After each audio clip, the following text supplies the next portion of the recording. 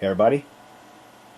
So this time I'm revisiting this motherboard that I had got on eBay. It was listed as parts only or for repair, and it arrived with the BIOS chip completely missing off the board and one heck of a mess around the pads where the BIOS chip gets installed.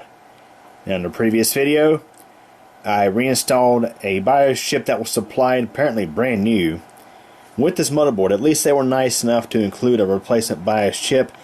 I think the previous owner had intended to replace the BIOS chip himself, probably didn't know what they were doing, but we got that replacement BIOS chip on there, and I attempted to start the motherboard, and I'm thinking that BIOS chip is blank or it has the wrong BIOS on it.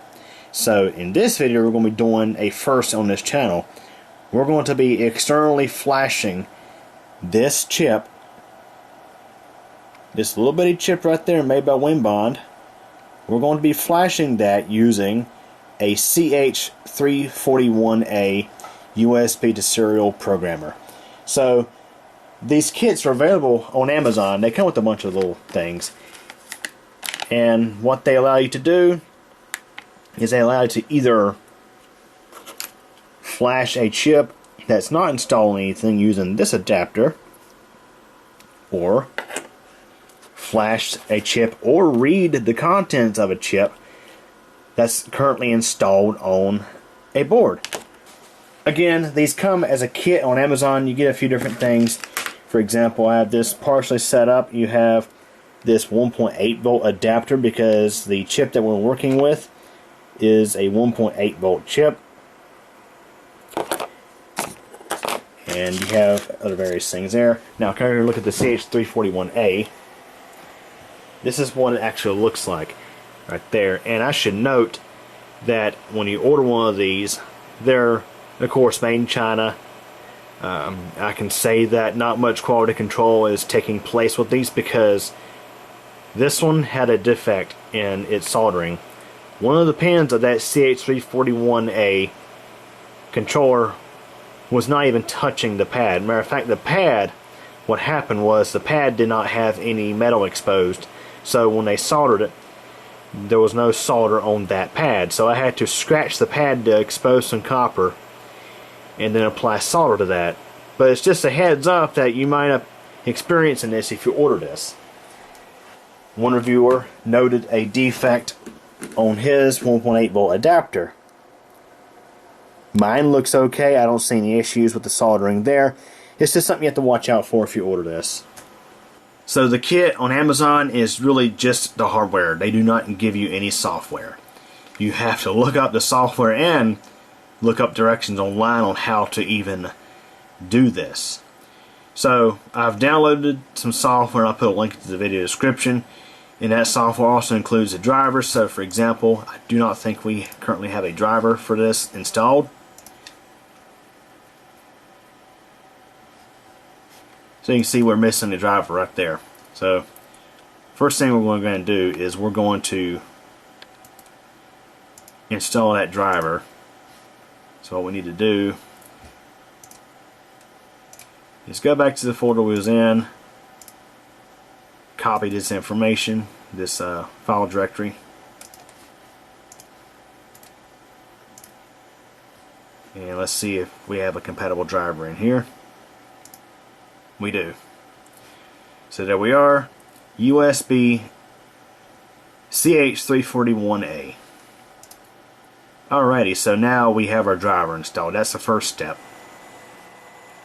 Okay everybody, now that I have the drivers installed for this programmer, I should note that there are some cases where you might get a code 10 error where it will not detect the CH341A programmer.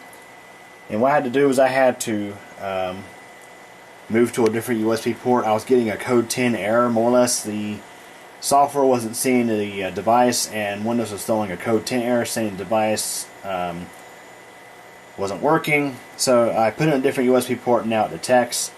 And with this specific Winbond chip, it runs on 1.8 volts. So we had to use the 1.8 volt adapter, and it took a couple of tries of having to reseat these little alligator clip connections, but we got them there. I should note that you have to have this jumper right there, and that's actually the spot it came in. That's pretty important there. Make sure that you have it there for this specific application. I'm actually brand new to this. This is my first time ever messing with this kind of product. So this is my first time really diving into this. So it took a couple of tries, as mentioned, but now, for example, when I launched this software, which, by the way, I had to download from a different source because the first source was actually Russian. But anyways, I'll have a link in the description where you can download this, and it's Neoprogrammer, and we hit detect, and you can see it's found a chip. Okay, everybody, so I'm at my place of work using the board cube system here. What I had to do is I had to remove this BIOS chip from the motherboard. See, here we have a hot air soldering station. It's basically like a fancy heat gun. It jets superheated air that's able to melt solder, and it made really easy work of removing this little SOP8 package from the motherboard. It took like a minute to do. Pulled it off, and now I'm using the included SOP8 socket to read this chip, and it's working now. So either it's either the 5-volt power on the USB ports on the front of the Plexi were not providing enough oomph for this to work properly, or more than likely it was just combined with the circuitry on the motherboard. Sometimes that can affect the ability to read the chip while it's on the board. So pulled it off the board, and now it's reading fine. It detected properly and was able to actually read the chip. And this time it properly detected as a W25Q128FW SPI 128 megabits chip. And at first I thought this chip was empty because there's a whole bunch of FFs up here. However, if we scroll down, there is some data on here. So I'm not exactly sure what went on here, because in the previous video you might recall that chip was packed in with the motherboard in a package that's basically how you get them brand new. I don't know if he had perhaps DigiKey flash a BIOS to this chip, or I don't know, honestly. So what I'm going to attempt to do is I'm going to just attempt to erase the chip. I might actually back it up first. I'm just going to hit save. So I'm going to call this B450 M Pro 4 backup. See, the thing is, I don't know if perhaps maybe the eBay seller put the wrong information on this chip. Because, for example, ASRock, they have multiple, I'm just going to put .bin on there just in case. Because the thing is, ASRock, for example, they have the B450M Pro 4 and they have the B450 Pro 4. There's different models that are similar, and perhaps you could have had the wrong BIOS on there. So what I'm going to do is we're just going to go ahead and erase the IC, and this will take a moment. Okay, so we just finished erasing the chip, and we need to verify that it's erased.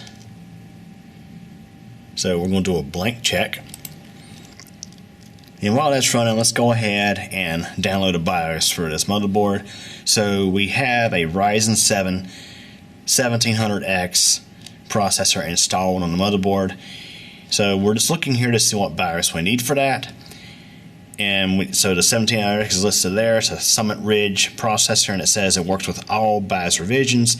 That's a good thing for this case, because what we're going to do, just as a safety precaution, we are going to flash the original BIOS, the first release for this motherboard, which is 1.1. Actually, I might be able to go with 1.6. That's a little bit newer. The idea is we can get the motherboard up and running, and then we can flash a newer BIOS to it using the built-in UEFI flash utility. The idea here is just to get the motherboard to post and get into the setup utility. If we can do that, then we can flash pretty much whatever we want to on there that's supported by this board. So this right here is still running, and once that's done, we can go ahead and flash a new BIOS to it. Okay, so the erasure was successful.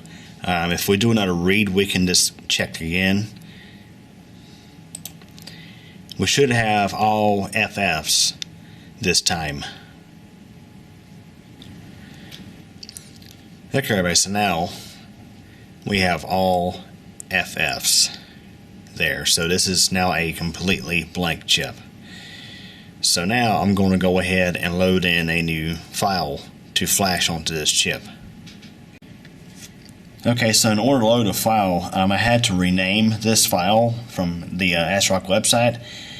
It was B45M P4 underscore 1.60, and it was treating the .60 as a file extension, so I had to add .bin onto the end of that before I could open it. So now if we go over to our software, our Neoprogrammer, select open, and I've already navigated to the folder. Let's go ahead and select this file and hit open.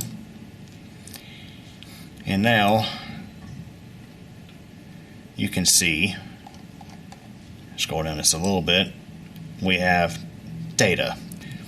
So if I recall correctly, earlier I had to scroll down quite a bit further before I started seeing data. So anything that is not FF would be considered data. This is all hexadecimal, and these are all the different addresses in the memory. So let's go ahead and write this data to the chip. And it's going to ask us if we want to start programming. We'll say yes. So now it is currently flashing the chip with the new BIOS. Okay, the write was successful. Now let's go ahead and verify what's on the chip. Okay, so the verification was successful. Now let's go ahead and reinstall this chip onto the motherboard.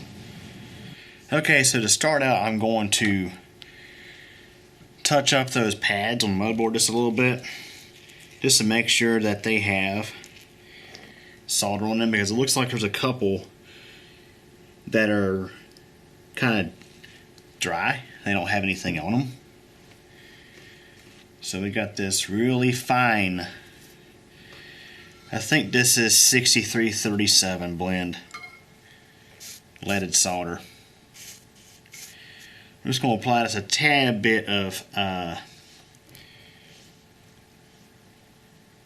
solder to these pads. I'm just waiting a moment for this iron to heat up.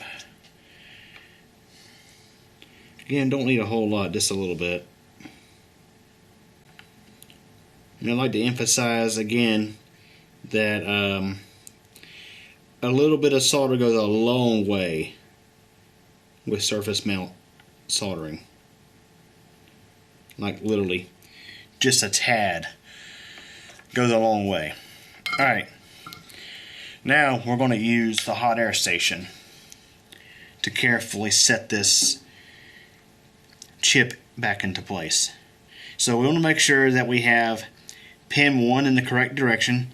So pin 1 is noted by a little dot in the corner of the package. The little dot represents where pin 1 is at. Now with through-hole dip or dual inline package chips, they usually have a little notch on the side too, in addition to the dot. But this SOP package has just a little dot. So let's go ahead and just rest this into place.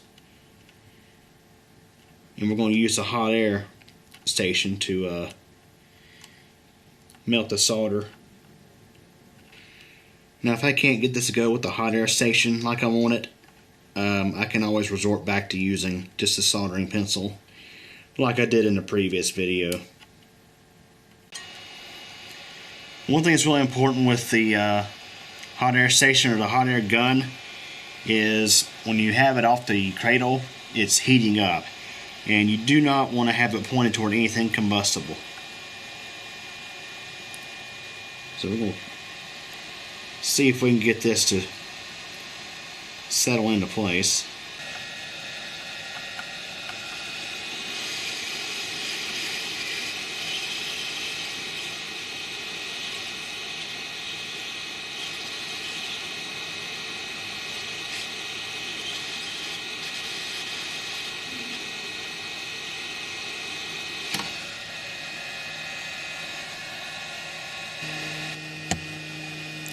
Okay, so it went on just a tad crooked,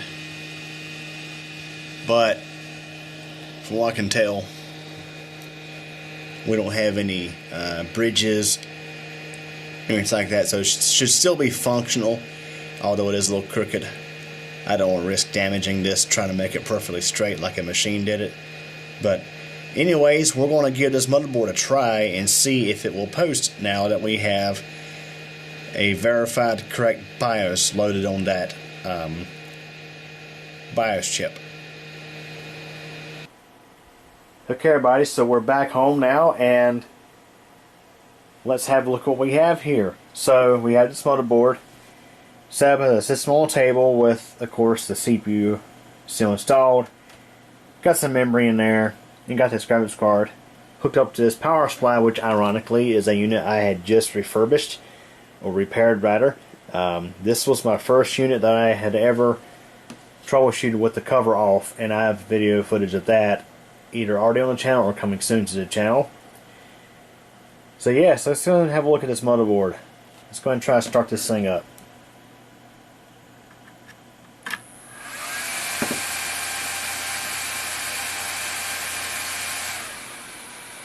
You look at that. It's a runner. It works. So yes, we was able to successfully save this motherboard. There's the BIOS chip there, just to show you that I'm not lying. It's the same freaking motherboard. This video would have ended much nicer had my camera's SD card not taken a crap on me after I shot some really nice footage. When I went to insert it into the computer to retrieve the files, well, had a lot of difficulty accessing the card. Well, the card decided to take a dump on me.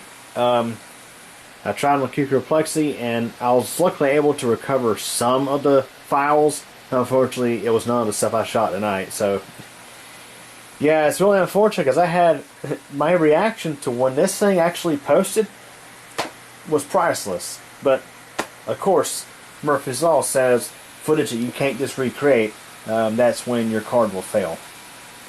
But anyways, we had this motherboard here. In the previous footage, which unfortunately I don't have anymore, I got into the BIOS, and I also went on the internet on the Plexi, downloaded version 2.00 of the BIOS or UEFI for this motherboard, and flashed it on there using the built-in easy flash function. Just what I did is I put the files on this USB flash drive. I can't even think of words. USB flash drive, and use the built-in flasher to flash that firmware on here. And as you can see, it is up and running. It sees a Ryzen 7 1700X processor. There is the UEFI version P2.0. Now I should mention that I started out with, I think it was 1.7, which was one of the original UEFI releases for this motherboard. And the reason why I started out with an old BIOS like that is because when you look at ASRock's website, they have a whole bunch of different firmwares to download, but a lot of the newer ones tell you that you need to have such and such version before you can install this version, and if you install this version, you can go back to the old version. So what I'm thinking here is ASRock, perhaps when these UEFI updates get installed, it might not actually be wiping the entire EEPROM. It might actually only be erasing part of it and flashing the updates to the existing code that's on there. So since we completely erased the EEPROM, it was a good practice to install an old BIOS, an old original BIOS, to this motherboard, or at least to that chip, just to get this motherboard to start up. And once we was able to get it to start up, then we could update it to a newer BIOS as needed. So yeah, I'm really thrilled. Was able to save this motherboard. I was able to save that power supply. That was my weekend project, and boy, I spent hours troubleshooting that thing. But yeah, turns out it was little capacitors, the little bitty capacitors, a couple of caps near the primary and secondary heat sinks that I think dried out with time and causes this thing to not want to start up, and I covered that in a different video, of course. But yeah, this motherboard, if I haven't mentioned already, take a guess where it's going. Yep, going on to the Q-Pure Plexi, because the Plexi's hardware is getting quite dated. It's got that AMD Phenom 2 6-core, I think it's a 1045T space heater, puts out a good bit of heat, but yet this thing, of course, doesn't meet the Microsoft Elite class requirements for Windows 11, but it also doesn't meet the hardware requirements for Windows 11 24H2 and newer, so it's stuck on 23H2. So when you get this thing updated to something newer, and of course that Ryzen 7 1700X also does not meet the Microsoft Elite class requirements for Windows 11, but who gives a crap? The Windows 11 system requirements are an absolute scam in my opinion. So anyways, we're going to get the Plexi upgraded with this, and I'll be covering that in a future video. Definitely looking forward to that. This motherboard I think I paid like 25 bucks for, something like that, plus shipping, so a little over $30 I think total. It really wasn't a whole lot. eBay seller made no mention of what was wrong with the motherboard, just mentioned for parts or repair. So basically he offloaded his e-waste onto me. But luckily I was able to repair this thing and get back up and running, so that way I can see another day of service. So there you go. I look forward to possibly posting videos in the future covering more on that CH341A programmer. And of course, as I might have mentioned, this is my first time ever really messing with it. I mean, I literally just bought it this past week, and this was my first time really messing with it. And apparently, and from what I've researched online, a lot of times using that test clip, or that thing that looks like a pair of alligator clips or whatever, is really hit or miss. Sometimes you're lucky and it'll work, other times you have to desolder the chip and use that SOP8 socket adapter that comes with the kit, and that was that worked out perfectly. I'm so thrilled I was able to recover this board. Really thrilled about that. I hate it when motherboards go to waste like that. But yeah, there's other things you can do with that CH341A programmer. A couple projects I have coming up in the future. One is going to be to see if I can reverse engineer the firmware, or at least take a look at the firmware that's on these generic Wi-Fi security cameras. See, these stupid things, you have to use their app. It's kind of like the ones I have here. At least those you do not have to have a subscription in order to have basic cloud functionality, and they have a built-in SD card for video storage. So they're not as bad as these. These require you to buy a subscription in order to use the video functionality, and it's really a waste of decent hardware. The camera hardware could definitely be put to use. Ideally, I'd like to use these as network cameras, where I could just live stream to a computer or whatever, or use them in such a way that I'm not restricted in what I can do with the camera. I mean, it's like, come on. So the idea is I could get this open, and there's a chance that the firmware for this device is possibly stored on an SOP8 chip like a motherboard has, and I might be able to install those test clips on there, or desolder the chip and stick it in the SOP8 reader and back up the firmware, and possibly either tweak it or just be something to figure out in a future video. But yeah, also, not too long ago, I had to replace my wireless router because it quit working. It late at night, like 2 in the morning, it decided it was not going to work anymore. It would just boot loop, and I'm thinking it's crappy Netgear buggy firmware. Luckily, DDWRT makes firmware for that router. It's a Netgear Nighthawk, some kind. It's a wireless AC router, decent hardware. It's a real shame that it has crappy firmware on it. Might be able to use that programmer to manually flash the firmware, the DD-WRT firmware onto that router. So yeah, there's so much you can do with that CH341A programmer. You can use it to unbrick motherboards. You can use it to unbrick wireless routers. You can use it to possibly unbrick or modify pretty much anything that uses an SOP8 EEPROM chip. So there you go. We was able to recover this motherboard. And again, it's a real shame I could not recover the footage. The original footage I shot it because it was really good. So anyways, that's it for this video. Hope you enjoyed it. Thanks for watching.